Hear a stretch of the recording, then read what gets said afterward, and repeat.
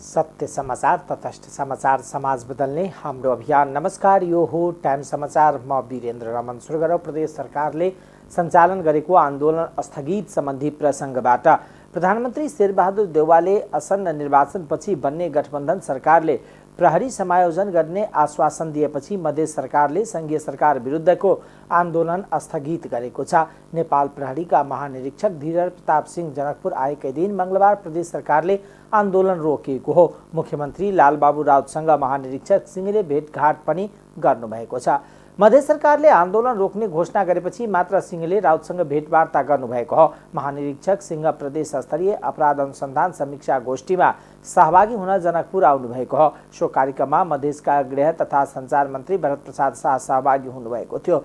प्रदेश प्रमुखको कार्यालय अगाडि मधेस सरकारले 3 दिनदेखि धरना दिँदै आएको थियो। प्रधानमन्त्री शेरबहादुर देउवाले चुनावपछि अर्को गठबन्धनको सरकारले प्रहरी समायोजन गर्ने मौखिक आश्वासनका आधारमा प्रदेश सरकारले आन्दोलन फिर्ता लिएको हो। निर्वाचनपछि बन्ने सरकारले प्रहरी समायोजन गर्छ भन्ने प्रधानमन्त्री देउवाले मौखिक आश्वासन दिएकोले आन्दोलन स्थगित गरेको मुख्यमन्त्री लालबाबु राउतले बताउनुभयो।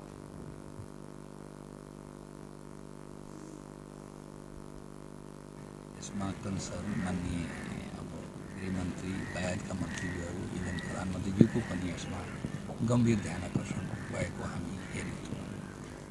हिजो 3 चरणको पनि कुरा हो। गठबन्धनका दलका नेताहरू समेतको एउटा उहाँहरूसँगको छलफल गर्ने माननीय संघीय गृहमन्त्रीले अब यहाँहरूले यो धाराको कार्यक्रम स्थगन गरिदिनु पर्यो।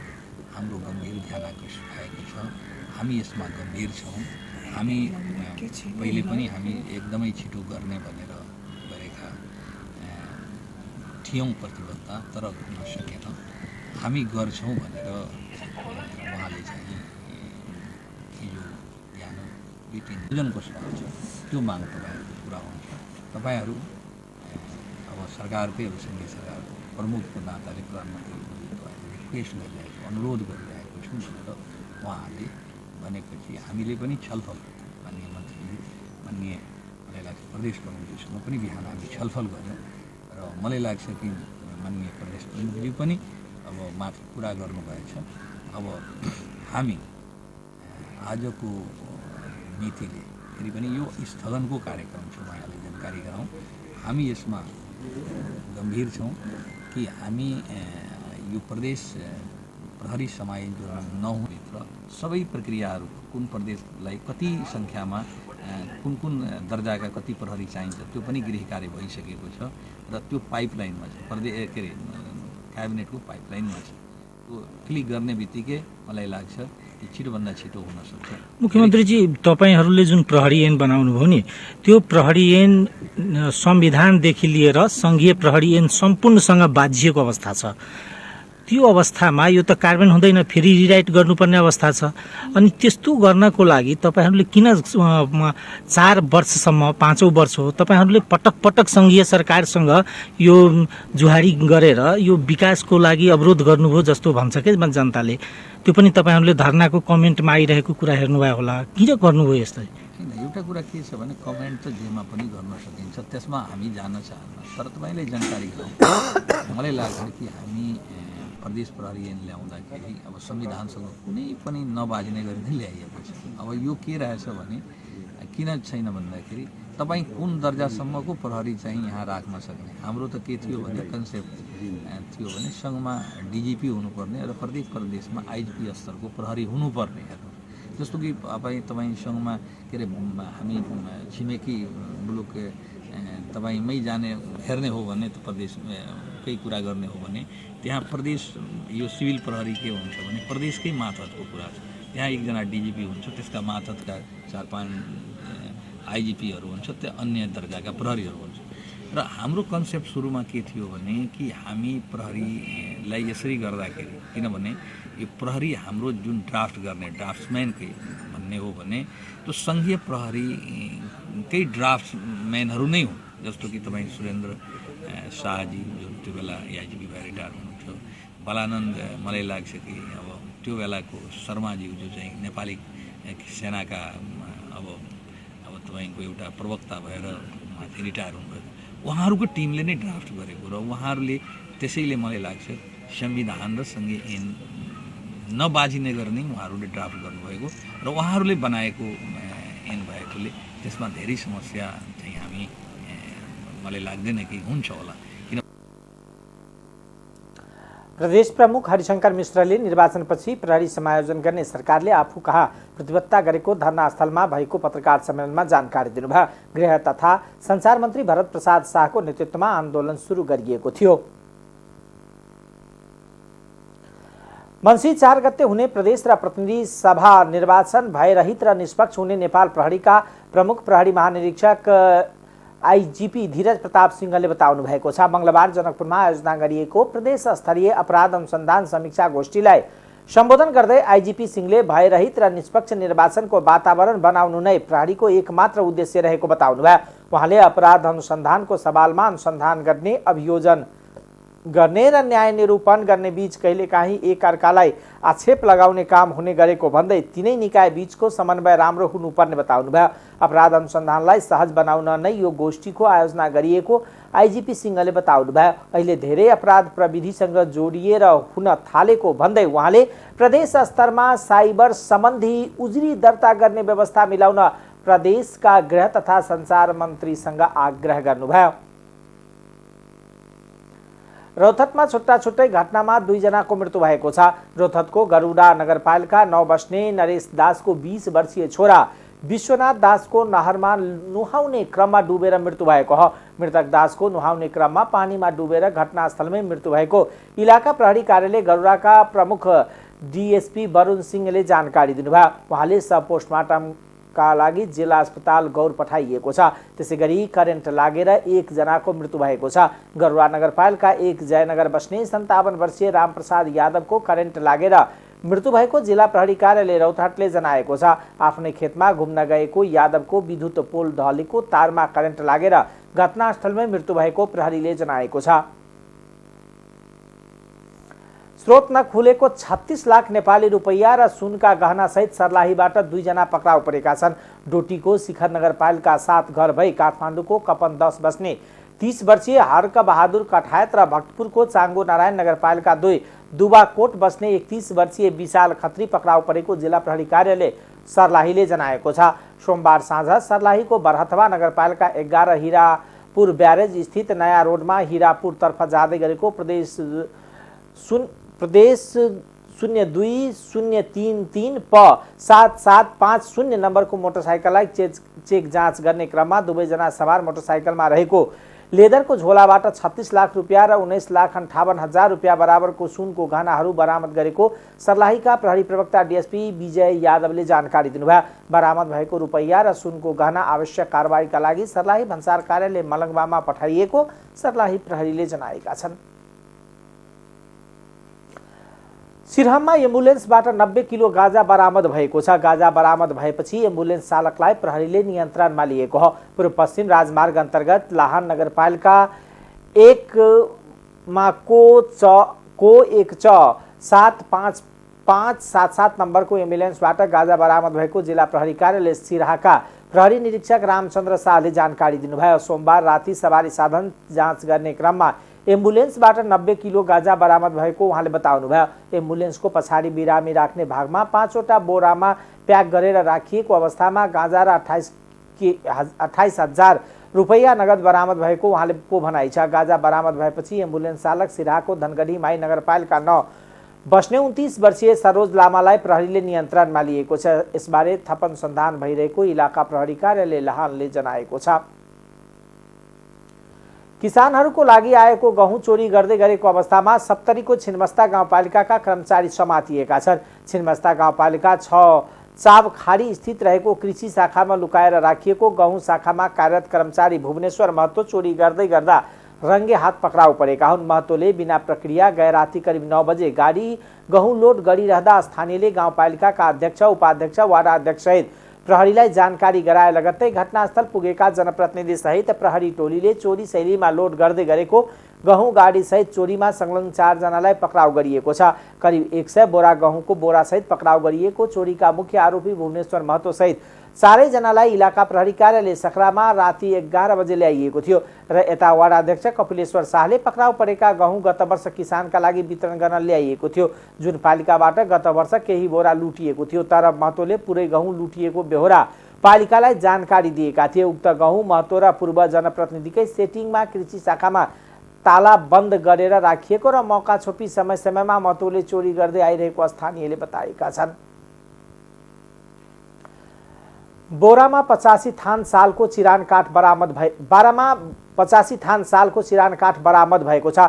डिभिजन वन कार्यालय बाराले जितपुर सिमरा उपमहानगरपालिका 16 स्थित मगर टोलबाट अवैध रूपमा लुकाई राखेको चिरान काठ वनको गस्ती टोलीले सोमबार नियन्त्रणमा लिएको हो। विशेष सूचनाका आधारमा प्रहरी, वन कर्मचारी तथा सशस्त्र वन सुरक्षाकर्मीको टोलीले 85 थान करिब 64 क्युफिट सालको चिरान काठ बरामद भएको डिभिजन वन अधिकृत विनोद सिंहले जानकारी दिनुभयो। सो काठ हालको बजार मूल्यमा 3,50,000 भन्दा पर्ने वन कार्यालयले जनाएको छ। 2 दिनअघि मात्र वनको गस्ती टोलीले सोही क्षेत्रबाट 3वटा सालको गोलिया र 1 थान मोटरसाइकल नियन्त्रणमा लिएको थियो। सत्तारूढ गठबन्धनका शीर्ष नेताहरूले नागरिकता सम्बन्धी विधेयक जस्ताको त्यस्तै अघि बढाउने निर्णय गरेका छन्। नागरिकता विधेयकमाथि आधिकारिक धारणा बनाउन प्रधानमन्त्री निवास बालुवाटारमा मंगलबार बसेको शीर्ष नेताहरूको बैठकले विधेयक हुबहु अघि बढाउने निर्णय गरेको सञ्चार मन्त्री ज्ञानेन्द्र बहादुर कार्कीले जानकारी दिनुभयो। संसदद्वारा बहुमतले पारित गरेर राष्ट्रपति विद्यादेवी भण्डारी समक्ष प्रमाणीकरणका लागि पठाइएको उक्त विधेयकमा पुनर्विचार आवश्यक रहेको भन्दै प्रतिनिधि सभामै फिर्ता पठाइएको छ। सोही विधेयक फिर्ता आएसँगै सत्ता र प्रतिपक्षका दलहरूबीच आरोप प्रत्यारोप बढेको छ। टीआरसी विधेयकका सम्बन्धमा बृहत रूपमा छलफल गरी यससँग प्रत्यक्ष अप्रत्यक्ष रूपमा संलग्न रहेका सरकारवाला मानवाधिकार कर्मी, विभिन्न तह र तबका तथा पीडित लगायत व्यक्ति तथा सङ्घ संस्थाहरूको सँग परामर्श गरी उहाँहरूले दिएका सरसल्लाह र सुझावहरूलाई गहन रूपमा गठबन्धनले लिनुका अतिरिक्त यसबारेमा समीक्षा र विश्लेषण गर्दै शान्ति तथा मेलमिलापलाई टुङ्ग्याउन टीआरसी विधेयकलाई अगाडि बढाउने सहमति भएको छ। यस सम्बन्धमा कानुन मन्त्रीजीले केही दिनदेखि गहन रूपले सबैसँग छलफल पनि गरिरहनु भएको छ र त्यसलाई पनि मध्यनजर गरेर अब टीआरसीको समस्या सदाका लागि अन्त्य गर्नका निमित्त यो सरकार प्रतिबद्ध रहेको कुरा पनि म यहाँहरूलाई अवगत गराउन चाहन्छु। राष्ट्रपतिज्यूलाई रहेको संवैधानिक अधिकार बमोजिम नेपाल नागरिकता ऐन 2063 लाई संशोधन गर्न बनेको विधेयक फिर्ता आएकोमा संविधान बमोजिम संसदले पुनः विचार गरी प्रमाणीकरणका लागि पुनः पठाएमा प्रमाणीकरण गर्नै पर्ने संवैधानिक व्यवस्था भए बमोजिम फिर्ता आएको उक्त विधेयकलाई संसदमा तत्काल प्रक्रिया अगाडि बढाउने सहमति भएको छ। आज मूल रूपमा यिनै दुईटा सहमति भएको कुरा म यहाँलाई जानकारी गराउन चाहन्छु।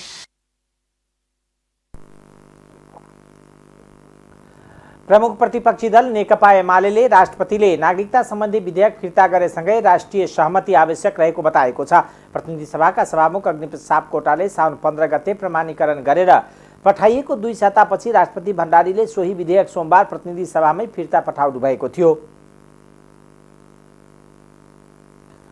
नागरिकता विधेयक फिर्ताबारे राष्ट्रपतिबाट पठाइएको पत्र प्रतिनिधि सभामा पेश गरिएको छ। सभामुख अग्निप्रसाद सापकोटाको अनुमतिपछि प्रतिनिधि सभाका सचिव गोपाल नाथ योगीले उक्त पत्र पढेर सुनाएका हुन्। पत्रमा प्रमाणीकरणका लागि प्रस्तुत हुन आएको नेपाल नागरिकता ऐन 2063 लाई संशोधन गर्न बनेको विधेयकमा नेपालको संविधान बमोजिम नेपालको नागरिकता प्राप्ति सम्बन्धी विषयमा संघीय संसदबाट पुनः गहन छलफल विमर्श र विश्लेषण सहित पुनर्विचार हुन वाञ्छनीय भएकोले फिर्ता पठाइएको उल्लेख छ।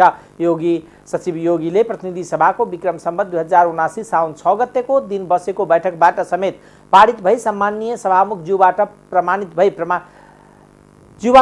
भई प्रमाणीकरणका लागि सम्माननीय राष्ट्रपति ज्यू समक्ष पेश भएको नेपाल नागरिकता ऐन 2063 लाई संशोधन गर्न बनेको विधेयकको सन्दर्भमा यो पत्र लेखिँदैछ। 79/4/29 विषय सम्माननीय राष्ट्रपति ज्यूको सन्देश। एक प्रतिनिधि सभाको सम्वत 2079 साल साउन 6 गतेका दिन बसेको बैठकबाट समेत पारित भई सम्माननीय सभामुख ज्यूबाट प्रमाणित भई प्रमाणीकरणका लागि सम्माननीय राष्ट्रपति ज्यू समक्ष पेश भएको नेपाल नागरिकता ऐन 2063 लाई संशोधन गर्न बनेको विधेयकको सन्दर्भमा यो पत्र लेखिँदैछ। 2. प्रमाणीकरणका लागि प्रस्तुत हुन आएको नेपाल नागरिकता ऐन 2063 लाई संशोधन गर्न बनेको विधेयकमा नेपालको संविधान बमोजिम नागरिकता प्राप्ति सम्बन्धी विषयमा संघीय संसदबाट पुनः गहन अध्ययन छलफल विमर्श र विश्लेषणसहित पुनर्विचार हुन वाञ्छनीय भएकोले सम्माननीय राष्ट्रपति श्रीमती विद्यादेवी भण्डारी ज्यूबाट नेपालको संविधानको धारा 113 को उपधारा 3 बमोजिम सन्देशसहित यो विधेयक प्रतिनिधि सभामा फिर्ता पठाउने निर्णय भएकोले नेपाल नागरिकता ऐन 2063 लाई संशोधन गर्न बनेको विधेयक यसै साथ पठाइएको बेहोरा साधारण अनुरोध छ। आज्ञाले यादव प्रसादको सचिव श्री गोपालनाथ योगीलाई प्रमाणीकरणका लागि प्रस्तुत हुन आएको नेपाल नागरिकता ऐन 2063 लाई संशोधन गर्न बनेको विधेयकमा नेपालको संविधान बमोजिम नागरिकता प्राप्ति सम्बन्धी विषयमा संघीय संसदबाट पुनः गहन अध्ययन छलफल विमर्श र विश्लेषणसहित पुनः विचार हुन वाञ्छनीय भएकोले सम्माननीय राष्ट्रपति श्रीमती विद्यादेवी भण्डारी ज्यूबाट नेपालको संविधानको धारा 113 को उपधारा 3 बमोजिम सन्देश सहित यो विधेयक प्रतिनिधि सभामा फिर्ता पठाउने निर्णय भएकोले नेपाल नागरिकता ऐन 2063 लाई संशोधन गर्न बनेको विधेयक यसै साथ पठाइएको बेहोरा सादर अनुरोध छ। नागरिकता विधेयक फिर्ता गरेपछि सत्तारूढ दलका नेताहरूले राष्ट्रपति विद्यादेवी भण्डारीको आलोचना गरेको प्रति प्रमुख प्रतिपक्षी नेकपा एमाले आपत्ति जनाएको छ। एमालेका प्रमुख सचेतक विशाल भट्टराईले प्रतिनिधि सभाको मंगलबारको बैठकमा नागरिकता विधेयक फिर्ता गरेको विषयलाई तत्कालीन केपी शर्मा ओली सरकारले ल्याएको अध्यादेश जारी गरेसँग नजोड्न आग्रह गर्नुभएको हो। राष्ट्रपति भण्डारीलाई संविधानले नै विधेयक फिर्ता पठाउने अधिकार दिएको तर अध्यादेश सरकारले सिफारिस गरेपछि जारी गर्नुपर्ने संवैधानिक व्यवस्था रहेको भट्टराईले बताउनुभयो। उहाँले राष्ट्रपति भण्डारीबाट नागरिकता विधेयक सन्देशसहित फिर्ता हुनु दलहरूको लागि सो विधेयकमा राष्ट्रिय सहमति तय गर्ने सुवर्ण अवसर भएको बताउनुभयो। सांसद भट्टराईले राष्ट्रपतिले दिएको स्वर्ण अवसरको सदुपयोग गर्दै वैवाहिक अंगीकृत नागरिकता प्राप्तिको वर्तमान व्यवस्था बदलेर कम्तीमा 7 वर्षे समयसीमा राख्नुपर्ने जिकिर गर्नुभयो। नागरिकता विधेयकको बारेमा अनेक खालका दृष्टिकोणहरू सर्वत्र आइरहेका छन्।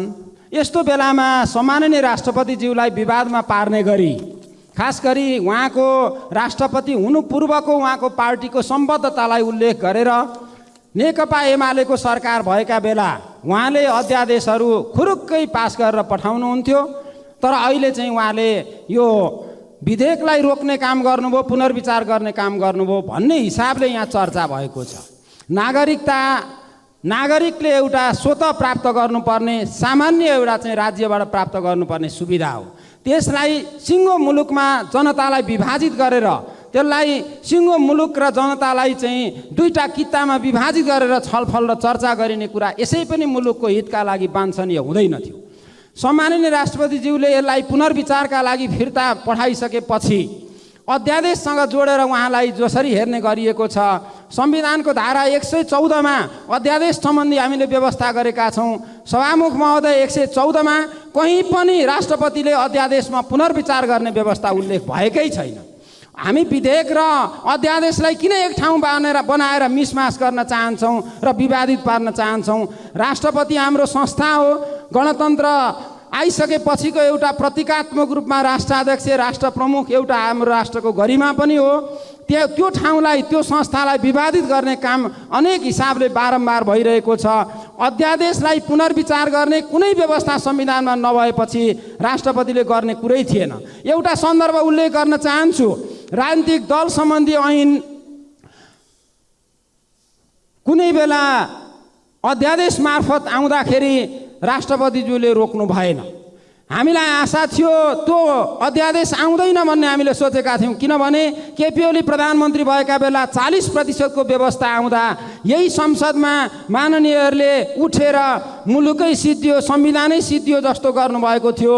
पछि त्यो व्यवस्थालाई परिवर्तन गरेर 20%मा झारेर अध्यादेश जारी भएको थियो, जसले गर्दा हाम्रो पार्टी टुक्रिएको पनि थियो। त्यो पार्टी टुक्र्याउने अध्यादेशलाई पनि राष्ट्रपतिले 1 मिनट नरोइकन खुरुक्क गर्नुभएको कुरा खोइ सम्झिनु भएको माननीय ज्यूहरूले। उहाँले संसदमा प्रतिनिधित्व गर्ने सबै राजनीतिक दलहरू एक ठाउँमा उभिएर नागरिकता जस्तो विषयमा साझा धारणा तयार गरेर अगाडि बढ्नु आह्वान गर्नुभयो। उहाँले राष्ट्रपति हाम्रो संस्था र गरिमा भएकोले त्यो संस्थालाई विवादमा पार्ने काम कसैले गर्न नहुने बताउनुभयो। आगामी मङ्सिर 4 गते हुने प्रतिनिधि सभा र प्रदेश सभा निर्वाचनमा नेकपा माओवादी केन्द्र र नेपाल समाजवादी पार्टीले एउटै चुनाव चिन्ह प्रयोग गर्ने भएका छन्। माओवादीको बसेको थाई समितिको बैठकले डाक्टर बाबुराम भट्टराई नेतृत्वको समाजवादी पार्टीलाई आफ्नो चुनाव चिन्ह प्रयोग गर्न दिने निर्णय गरेको थियो। पार्टी प्रवक्ता कृष्णबहादुर महराले समाजवादी पार्टीलाई आफूहरूको चुनाव चिन्ह प्रयोग गर्न दिने निर्णय भएको जानकारी दिनुभयो। सोही निर्णयअनुसार नै माओवादीका तर्फबाट केन्द्रीय कार्यालयका सदस्य शिव खकुरेल र समाजवादी पार्टीका केन्द्रीय कार्यालयकै मुख्य सचिव फनिन्द्र देवकोटालाई निर्वाचन आयोगमा त्यस सम्बन्धी जानकारीका लागि पठाइएको छ। यी दुई दलले आयोगमा संयुक्त रूपमा निवेदन दिएका छन्।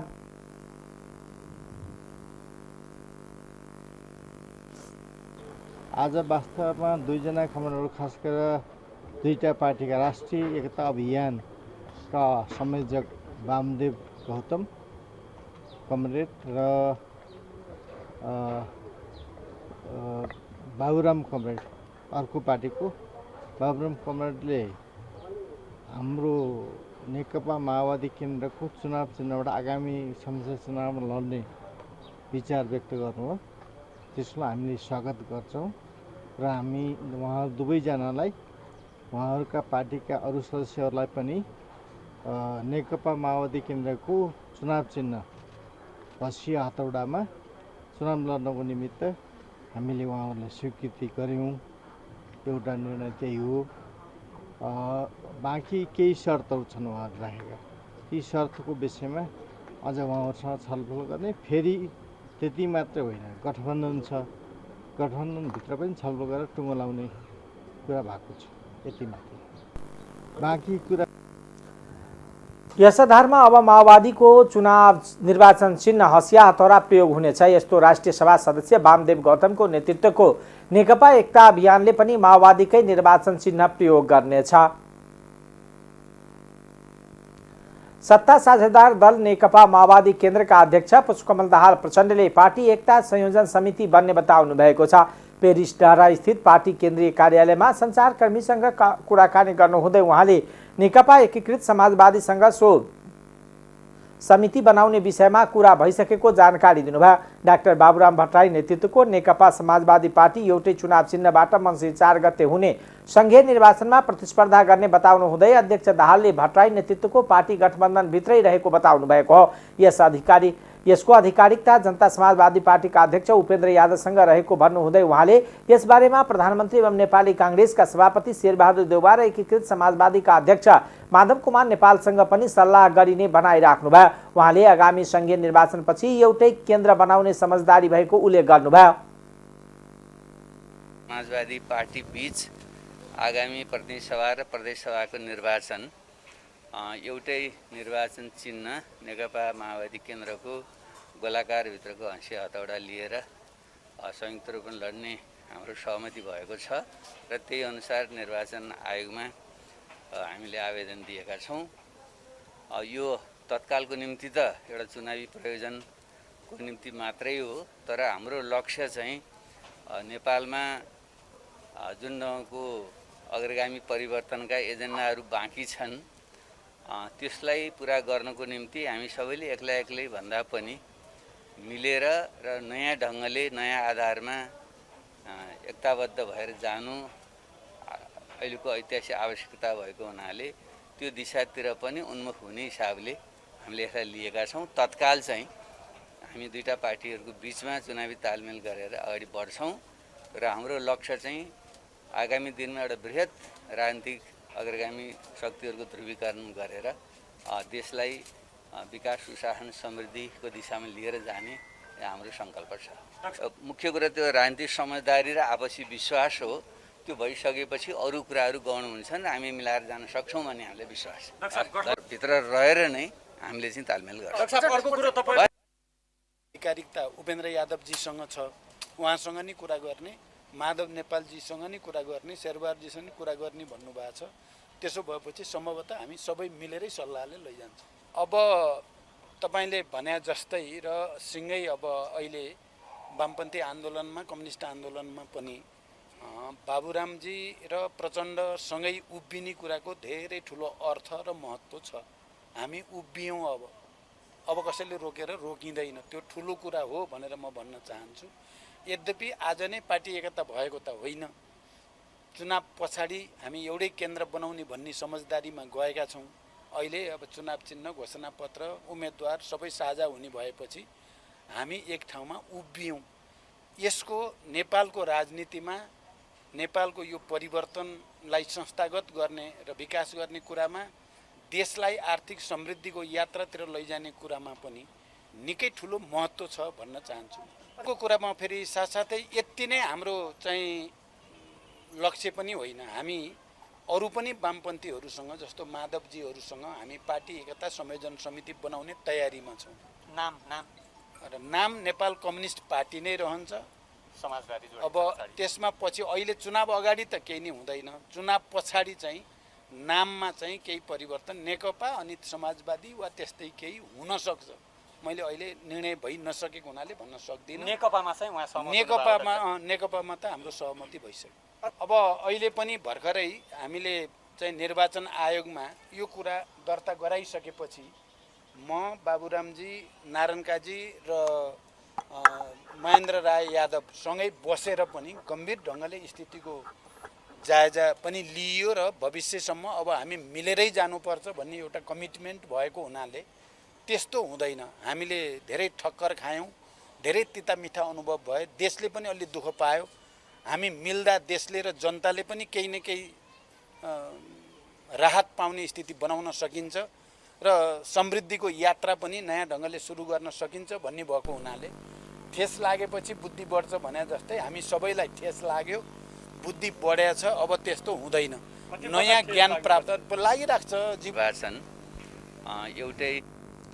त्यसैगरी उहाँले त्यसैगरी बन्ने केन्द्रको नाम नेकपा र अरू केही पनि रहन सक्ने भन्नुहुँदै धेरै ठक्कर खाएका नेताहरूको बुद्धि आएको र अब देशले दुःख पाएको अवस्थामा सबैसँग मिलेर जाने कोसिस हुने उहाँको भनाइ थियो। राष्ट्रिय सभा सदस्य वामदेव गौतमले निर्वाचनमा जित सुनिश्चित गर्नका लागि नेकपा माओवादी केन्द्रको चुनाव चिन्ह लिएको बताउनु भएको छ। मंगलबार आगामी निर्वाचनमा सहकार्य गरेर अर्को पार्टीको चुनाव चिन्हबाट चुनावमा सहभागी बन्ने सम्बन्धी नियम कानुनबारे जानकारी लिन निर्वाचन आयोग पुग्नुभएका सदस्य गौतमले यस्तो बताउनु भएको हो। उहाँले चुनाव जित्ने आधार भनेकै गठबन्धन भएको भन्दै जित्नैकै लागि माओवादी पार्टीको चुनाव चिन्ह लिएको बताउनु भयो। सदस्य गौतमले माओवादी केन्द्रको तर्फबाट चुनाव लडेर जितेपछि पनि संसदमा आफ्नो भूमिका स्वतन्त्र उम्मेदवारको रूपमा रहने बताउनु भयो। उहाँले नेकपा एमालेको चुनाव चिन्ह लिएर प्रतिस्पर्धा गर्दा हार्ने सुनिश्चित रहेको बताउनु भयो। हसिया हथौराको पछि गठबन्धन रहेको र गठबन्धन अनेक हिसाबले अरू सबै गठबन्धन र पार्टीभन्दा अघि रहेको दावी गर्नुभयो। उहाँले इमान्दारिताका साथ गठबन्धन गर्ने हो भने अन्य पार्टीले पनि जित्ने ठाउँ र आधार नरहने जिकिर गर्नुभयो। उहाँले गठबन्धनमा नै विद्रोही निस्किएको खण्डमा केही ठाउँमा अन्य पार्टीले जित्ने तर पनि गठबन्धन अगाडि नै रहने दावी गर्नुभयो। निर्वाचन जितेपछि प्रधानमन्त्री बन्ने हो भन्ने सञ्चारकर्मीको प्रश्नमा उहाँले प्रधानमन्त्रीको कुराले सबै कुरा बिग्रिने भन्दै प्रश्न नगर्न आग्रह गर्नुभयो। केही समय अघि एक सार्वजनिक कार्यक्रममा नेता गौतमले प्रधानमन्त्रीको दावेदार बन्ने थाहा पाएपछि पार्टीले नै निर्वाचन पराजित गर्न लागि परेको बताउनु भएको थियो। जित्न चाहन्छु,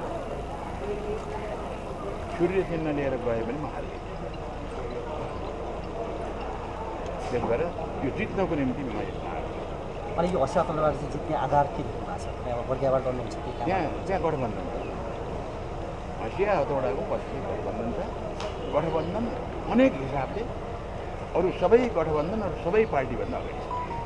तपाईँले अब त्यो एकीकृत समाजवादीको गीत पनि लेख्नुभयो तपाईँ अब लामो समय यो गठबन्धनमै छ नि त्यो कुरा होइन गीत लेखेको त अब नेपाली काङ्ग्रेसले गीत लेख्दै भन्छन् भने पनि म लेख्छु म गीतकार पनि हो नि गीत लेखक धेरै गीतहरू लेखेको गठबन्धन साँच्चीकै अब मैले भन्दाखेरि धेरै मान्छे रिसाउनु पनि सक्छन् एमालेका नेताहरू र एमाले पार्टीका सबै रिसाउनु पनि सक्छन् गठबन्धन साँच्चीकै गठबन्धन इमान्दारी साथ गठबन्धन गर्ने हो भने अरूले जित्ने ठाउँमा खेल्दैन केही छन् कि पुगाउनु पर्यो त्यहाँ प्रतिनिधि सभा निर्वाचनमा प्रतिस्पर्धा गर्न लाग्यो राष्ट्रिय सभाबाट राष्ट्रिय सभा छोडेर त्यो न्यूनतम हो हामी बस्दाखेरि बसेर छलफल गर्दाखेरि के कसो हुन्छ त्यो त पछि मात्रै भन्न सकिन्छ तपाईँहरू आजै गठबन्धनको सदस्य हुनुभयो सत्ता गठबन्धन छैन राष्ट्रिय एकता अभियानका संयोजक समेत रहनुभएका गौतमले आफ्नो पार्टी नेकपा माओवादी केन्द्रको चुनाव चिन्ह लिएर निर्वाचनमा जाने सहमति नेकपा माओवादी केन्द्रका अध्यक्ष पुष्पकमल दाहालसँग भइसकेको बताउनुभयो। निर्वाचन आयोगले प्रतिनिधि सभा र प्रदेश सभा सदस्यको आगामी मङ्सिर 4 गते हुने निर्वाचनलाई सुव्यवस्थित रूपले सम्पन्न गर्न निर्वाचन कार्यतालिका स्वीकृत गरी 2 गृह कार्यलाई तीव्र तुल्याएको छ। सोही क्रममा आयोगले निर्वाचनका लागि आवश्यक पर्ने कार्यनिर्देशिका कार्यविधि तर्जुमा र परिमार्जनको काम गरिरहेको छ। प्रमुख निर्वाचन आयुक्त दिनेश कुमार थपलियाका अनुसार आयोगले यसै बीचमा निर्वाचनका भाग लिन चाहने राजनीतिक दल दर्ताका लागि आह्वान आर्थिक व्यवस्थापन कार्यविधि र बजेट तर्जुमाको काम गरेको छ। मिति घोषणापछि तयारीका लागि आयोगलाई 107 दिन समय उपलब्ध छ। निर्वाचनका लागि खर्च करिब 10 अर्ब लाग्ने र कुल मतदाता संख्या करिब 1,82,00,000 हुने आयोगको अनुमान छ। मतदाता नामावली अद्वितीयको प्रारम्भ, मतदान स्थलको पुनरावलोकन र समानुपातिक तर्फको निर्वाचन कार्यक्रम पनि स्वीकृत गरिसकेको छ। नेपाली काङ्ग्रेसका उपसभापति धनराज गुरुङले पार्टीले गरेको प्रतिबद्धता अनुसार अगाडि बढ्ने क्रममा सिट बाँडफाँडमा चाहे अनुसार नभए पनि चित्त बुझाउनु पर्ने बताउनु भएको छ। निर्वाचन प्रयोजनका लागि दल दर्ताका क्रममा सञ्चारकर्मीसँग कुरा गर्दै उहाँले काङ्ग्रेसले अधिकतम सिट चाहे पनि केही कम हुँदा चित्त बुझाउनु पर्ने बताउनु भएको छ। अहिले मौजुद केन्द्रीय कार्य समितिमा चाहिँ नि 33% महिला पुगेका छन्। संविधानले मागे बमोजिमको महिलाको उपस्थिति भयो, त्यसले गर्दाखेरि अलिकता समय लाग्यो। त्यही कारण अरू कार्य खासै असर किन भन्दाखेरि 5 दलभित्रैको चाहिँ नि चुनाव चिन्ह लिएर अरू कोही टाँसिन्छन् मिसिन्छन् भन्ने हामीलाई आपत्ति पनि हुँदैन र चाहिँ 5 दलभित्र जुन सहमति हुन्छ त्यही सहमतिभित्रै रहेर उहाँहरू जुन पार्टीको चुनाव चिन्ह लिएर लड्दै हुनुहुन्छ उहाँहरू त्यही पार्टीको मौजुद नेतासँगै उहाँहरूको कुरा हुन्छ। त्यसले त भाग बन्नेमा पनि केही असर पार्ला नि? खास असर पार्छ, यसले कुनै असर पार्दैन। भाग यो जुन अहिले सेयरिङ छ त्यो सेयरिङमा चाहिँ यसले निर्वाचनलाई स्वच्छ, निष्पक्ष, स्वतन्त्र, भयरहित र मितव्ययी बनाउने सन्दर्भमा आयोगले अन्तर्राष्ट्रिय संस्थालाई पर्यवेक्षणका लागि सूचना प्रकाशित गरी आह्वान समेत गरिसकेको छ। आगामी निर्वाचनमा करिब 10,825 मतदान स्थल र अस्थायी बाहेक करिब 22,500 मतदान स्थल रहनेछ। निर्वाचनलाई प्रभाव पार्ने मिथ्या सूचना र दुष्प्रचारलाई रोक्न अनुगमनको प्रभावकारी संयन्त्रको व्यवस्था सुरुवात गरिसकिएको छ। निष्ठाको राजनीतिलाई प्रोत्साहन गर्ने आयोगले उम्मेदवारी दर्ता गर्दा उम्मेदवारको सम्पत्ति विवरण लिने तथा उम्मेदवारको योग्यता, राजीनामा, पेशकी, बेरुजु आदि विषयमा स्वघोषणा लागू गर्ने सोच अघि सारेको छ। आयोगले 76 बुन्दाको निर्वाचन कार्यतालिका स्वीकृत गरी निर्वाचनलाई स्वच्छ, स्वतन्त्र, मितव्ययी र निष्पक्ष तुल्याउन मूल लक्ष्यतर्फ अग्रसर भइसकेको आयोगका प्रवक्ता शालिग्राम शर्मा पौडेलले जानकारी दिनुभयो।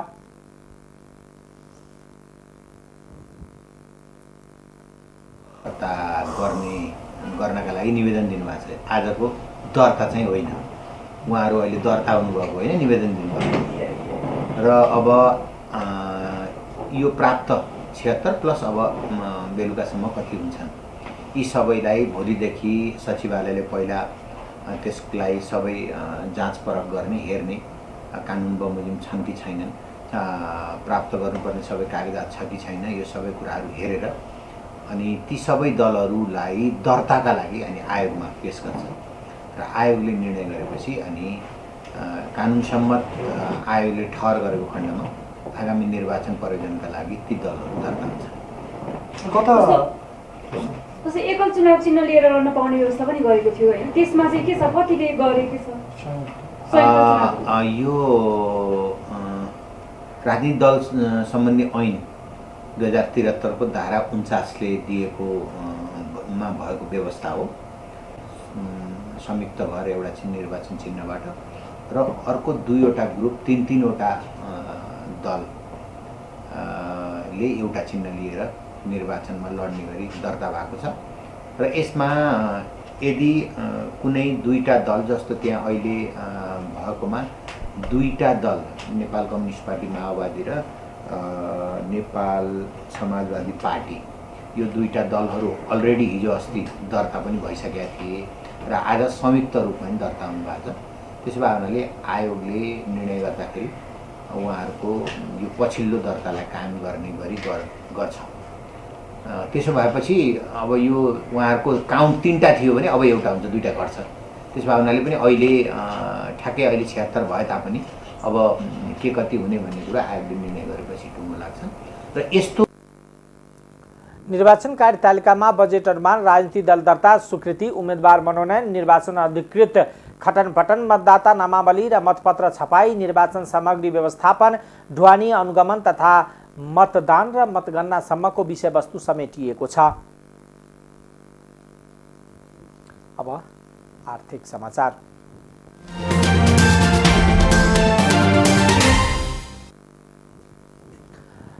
भारतीय आयल कर्पोरेसन आईओसीले पेट्रोलियम पदार्थको मूल्य घटाएर नयाँ मूल्य पठाएको छ, जसअनुसार पेट्रोलको प्रति लिटर मूल्य 1 रुपैयाँ 80 पैसा र डिजेलको मूल्य 4 रुपैयाँ 80 पैसाले घटेको नेपाल आयल निगमले जनाएको छ। त्यस्तै हवाई इन्धनको मूल्य प्रति लिटर 5 रुपैयाँले सस्ताएर आएको छ। अहिले बजारमा पेट्रोलको प्रति लिटर मूल्य 181 र डिजल 172 रुपियाँ छ। भारतबाट सस्ताएर आउँदा समेत घाटा रहेको निगमका अधिकारीहरू बताउँछन्। नयाँ मूल्यपछि निगमलाई 15 दिनमा 32 करोड रुपैयाँ मात्र घाटा रहनेछ। इन्धनका मूल्य लगातार वृद्धि भइरहेको बेला पछिल्लो पटक लगातार तेस्रो पटक घटेर इन्धनको मूल्य प्राप्त भएको हो। यसअघि 2 पटक घटेको मूल्यमा उपभोक्ता मूल्य नघटाएको भन्दै निगमको आलोचना भएको थियो। यसपटक मूल्य घटाउने वा नघटाउने बारे मंगलबार नै पत्रकार सम्मेलन गरेर जानकारी गराउने निगमले जानकारी दिएको छ। अब विदेशबाट दैनिक 15 लाख रुपियाँसम्म रेमिटान्स भित्राउन पाइने भएको छ। नेपाल राष्ट्र बैंकले सोमबार एक परिपत्र जारी गर्दै अब दैनिक 15 लाख रुपियाँसम्म रेमिटान्स भित्राउन पाइने व्यवस्था गरेको हो। केन्द्रीय बैंकले एकीकृत परिपत्र 2078 मा संशोधन तथा थप व्यवस्था गर्दै 10 लाख रुपियाँसम्मको सीमालाई 15 लाख रुपियाँ पुर्याएको हो। उक्त व्यवस्था अनुसार अब विदेशमा कुनै सामान वा सेवा बिक्रीबाट हुने आमदनी, कमिसन, पारिश्रमिक लगायतबाट हुने आमदनी दैनिक 15 लाखसम्म भित्राउन पाइने भएको छ। यसरी पठाइएको रकम रेमिटान्स कम्पनी मार्फत भित्राइएको र विदेश फिर्ता नहुने गरी ल्याइएको रकम हुनुपर्नेछ। साथै एकै पटकमा वा पटक पटक गरेर यो सीमासम्म रकम ल्याउन सकिने व्यवस्था गरिएको राष्ट्र बैंकले जनाएको छ। त्यस्तै नेपाल राष्ट्र बैंकले बैंक तथा वित्तीय संस्थाले विदेशबाट आयात गर्ने आयातकर्ताको लागि प्रतीत पत्र, टिटी आदि जारी गरेर विनिमय सुविधा दिँदा आयातकर्ताले ल्याउन लागेको वस्तुको अन्तर्राष्ट्रिय मूल्य र इनभोइसमा उल्लेखित दरको तुलना गर्नुपर्ने व्यवस्था गरेको छ। आयात तथा निर्यात व्यापारको माध्यमबाट हुन सक्ने सम्पत्ति शुद्धिकरण सम्बन्धी जोखिमलाई न्यूनीकरण गर्न आयात तथा निर्यात व्यापार प्रयोजनका लागि सटही सुविधा दिँदा राष्ट्र बैंकको ड्राफ्ट टिटी जारी गर्दा प्रतीत पत्र खोल्दा र डीएए, डीएपी आदि अनिवार्य उपलब्ध गराउनुपर्ने राष्ट्र बैंकले जनाएको छ। अब अन्तर्राष्ट्रिय समाचार।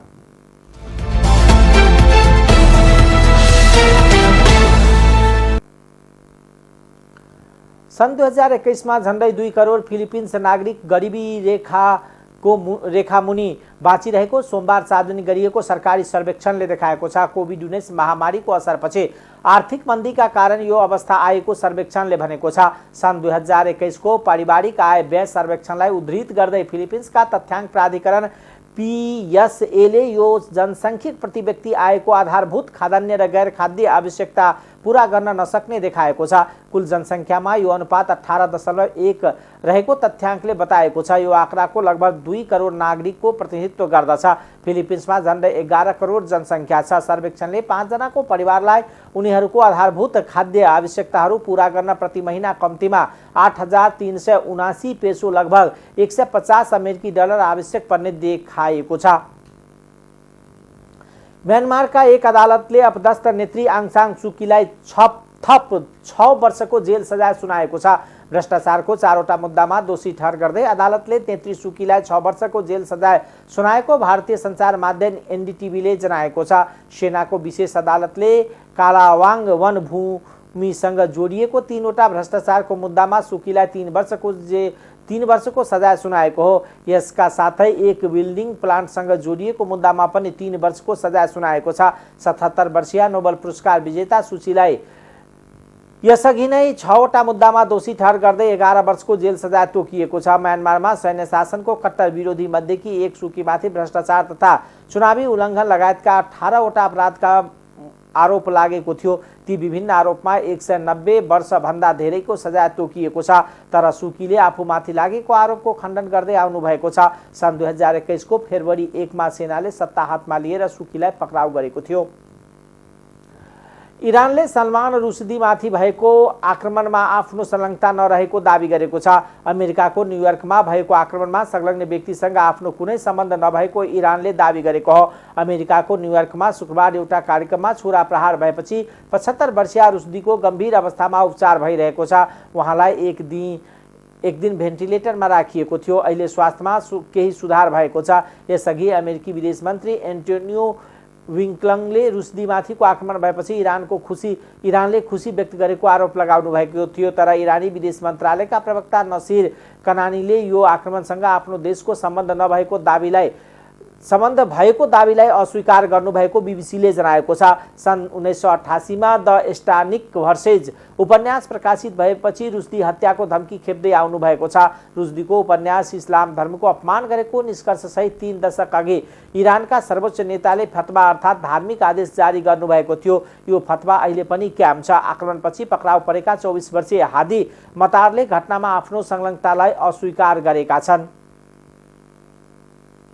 खेलकुद समाचार।